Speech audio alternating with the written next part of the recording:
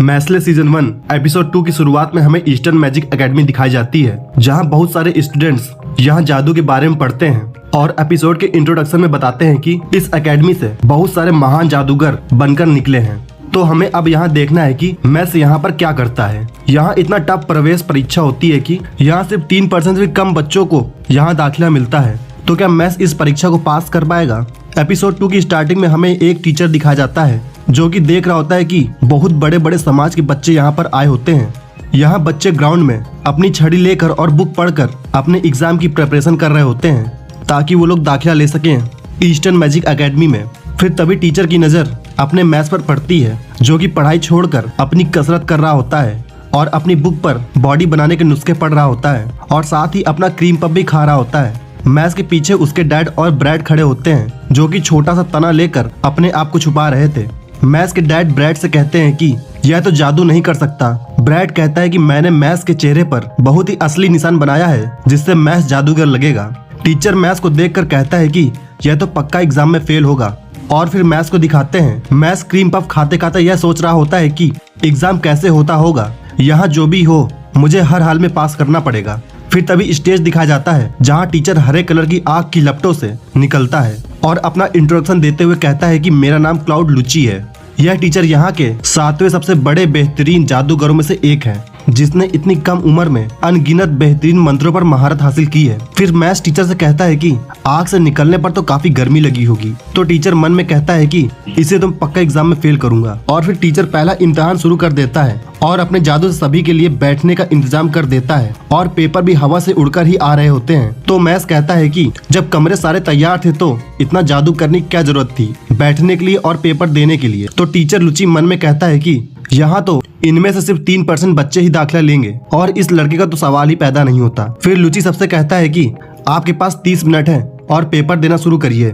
लेकिन मजे की बात तो यह है कि पेपर के सारे सवाल गोल गोल घूम रहे होते हैं। तो लुची कहता है कि मैंने अपने जादू से सभी पेपरों को बहुत ज्यादा कठिन बना दिया है और कहता है कि तुम्हें मेरे जादू को तोड़कर ही सवालों को सही से हल करना होगा। फिर तभी मैथ्स अपने पेपर को देखकर सवालों से कहता है कि क्या तुम हिलना बंद करोगे, क्योंकि सारे क्वेश्चन गोल गोल घूम रहे होते हैं। तो मैथ्स अपनी मुट्ठी से पेन इतना तेज पकड़ता है कि पेन ही तोड़ देता है और क्वेश्चन से कहता है कि मेरी बात मानो और फौरन हिलना बंद करो। तो तभी सारे क्वेश्चंस हिलना बंद हो जाते हैं। मैथ्स अपना पेपर लेकर लुची के पास जाता है तो लुची देखकर काफी ज्यादा हैरान हो जाता है कि और मन में कहता है कि इसने सारे क्वेश्चन इतनी जल्दी हल कर लिए। फिर अगले एग्जाम में मैथ्स को दिखाया जाता है जो कि एक पत्थर को हवा में उड़ा रहा था, लेकिन वह तो अपनी फिजिकल स्ट्रेंथ से ही पत्थर को हवा में उड़ा रहा था और सभी स्टूडेंट्स को लग रहा था कि मैथ्स जादू से ही सब कर रहा है। फिर तभी अगले टेस्ट में मैथ्स को पानी में दौड़ते दिखाया जाता है तो सारे स्टूडेंट्स देखकर काफी ज्यादा हैरान हो जाते हैं और लुची भी। तो लुची ये सब देखकर मन में कहता है कि आखिर इस तरह से यह कामचोर यहाँ टिक कैसे गया, इसने तो मेरा मजाक ही बना रखा है। फिर लुची बोलता है कि अगले इम्तिहान के लिए तैयार हो जाओ। तो लुची अपनी जादू की मदद से एक भूल भुलैया जमीन से निकालता है जहाँ बहुत सारे जाल बिछे होते हैं और लुची सभी से कहता है कि यहाँ आपके पास सिर्फ 30 मिनट हैं तो जल्दी से इसे पार करो। फिर तभी मैथ्स को भूल भुलैया में दिखाया जाता है। मैथ्स को लग रहा था कि यह काम तो काफी ज्यादा आसान है। फिर तभी मैथ्स के पास एक लड़की आ जाती है और कहती है कि अगर हम यहाँ साथ मिलकर काम करें तो यहाँ से जल्दी निकल पाएंगे। तो मैथ्स कहता है बात तो सही है और फिर दोनों लोग आगे जाने लगते हैं। तभी लड़की वहाँ पड़े पत्थर से टकराकर जमीन में गिर जाती है। फिर तभी कुछ हाथ जमीन से निकलते हैं और लड़की को परेशान करने लगते हैं और फिर वह दोनों मैथ्स और लड़की आगे जाने लगते हैं। तो लड़की आगे चल चलते एक गड्ढे में गिर जाती है। तो मैथ्स लड़की से कहता है कि तुम तो कह रही थी कि हम दोनों साथ में रहेंगे तो काम अच्छे से होगा, लेकिन तुम तो काम बिगाड़ रही हो। और फिर यह बोलकर मैथ्स आगे बढ़ने लगता है तो लड़की अपने जादू से मैथ्स के हाथ और पैर हथकड़ी से बांध देती है। फिर लड़की मैथ्स से कहती है कि मुझे माफ कर दो, मैं किसी खास मकसद से तुम्हें रोकना चाहती हूँ। तो मैथ्स कहता है कि तुमने मुझे धोखा दिया। मैथ्स अपनी फिजिकल स्ट्रेंथ से ही खड़ा हो जाता है और हथकड़ियों को तोड़ देता है और फिर मैथ्स वहाँ से भाग जाता है। फिर तभी लड़की के पीछे एक क्रिएचर आ जाता है और उससे पहले पूछने लगता है। तो लड़की उस क्रिएचर पर अपनी छड़ी से हमला करने वाली ही होती है। तो क्रिएचर अपने भाले से उस लड़की की छड़ी पर वार करता है और उसे दूर फेंक देता है और कहता है कि तुम मेरी पहेली का जवाब दो।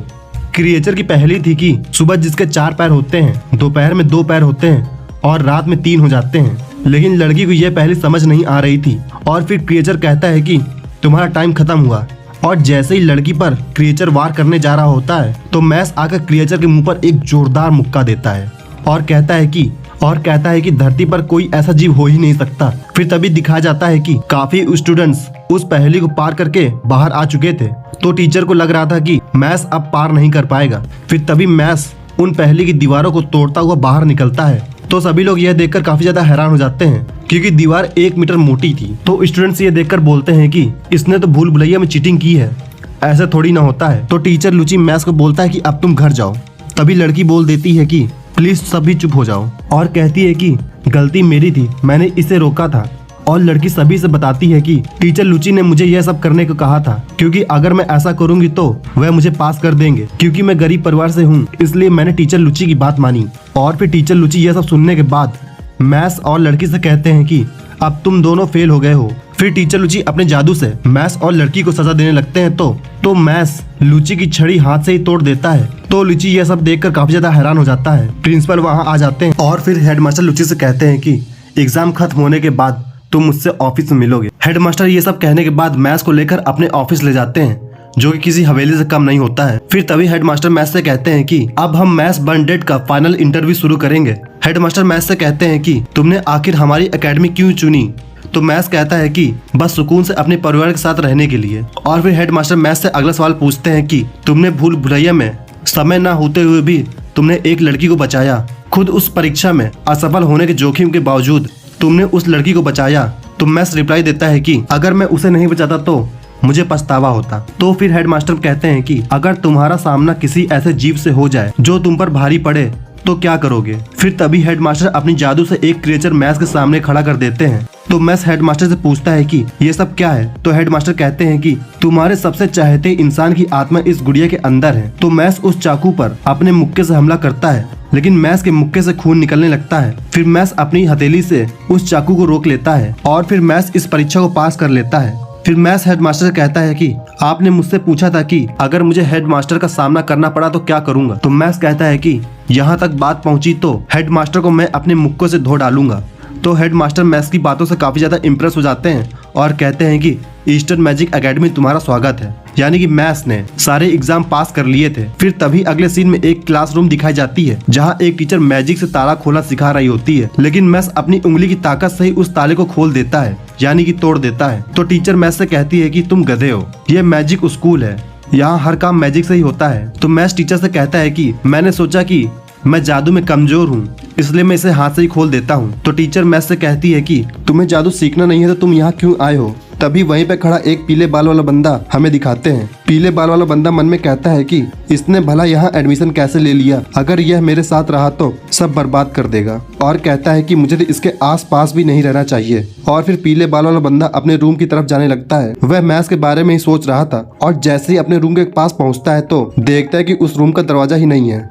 फिर तभी जैसे ही पीले बाल वाला बंदा पीछे मुड़ता है तो देखता है कि मैथ्स टूटा हुआ दरवाजा हाथ में लिए खड़ा होता है। तो पीले बाल वाला लड़का अपना नाम बताता है और कहता है कि मेरा नाम फिन ईव्स है, साथ में रहने में मजा आएगा। तो मैथ्स भी अपना इंट्रोडक्शन देते हुए कहता है कि मेरा नाम मैसा बर्नडेड है और मैं ज्यादा जादू नहीं जानता। और फिर मैथ्स अपनी मसल्स का नेम बताने लगता है। तो फिन ईव कहता है कि इसने तो अपनी मसल्स का नेम भी रखा है, बाप रे बाप। तो फिर फिन ईव्स मैथ्स से कहता है कि तुम्हें जो पूछना हो पूछो। तो मैथ्स पूछता है कि इस एकेडमी में डिवाइन विजनरी अवार्ड कैसे मिलता है। तो ईव्स कहता है कि तुम्हें पहले सोने के सिक्के इकट्ठे करने होंगे और साथ ही हर सेमेस्टर में अच्छे मार्क्स लाने होंगे, नहीं तो तुम स्कूल से निकाल दिए जाओगे। तो मैथ्स कहता है कि ये तो टॉर्चर है। तो फिन मैथ्स से कहता है कि बेस्ट ऑफ लक। तभी मैथ्स फिन ईव्स को अपना क्रीम पफ ऑफर करता है और ये एपिसोड यहाँ खत्म हो जाता है। तो क्या मैथ्स डिवाइन विजनरी अवार्ड जीत पाएगा?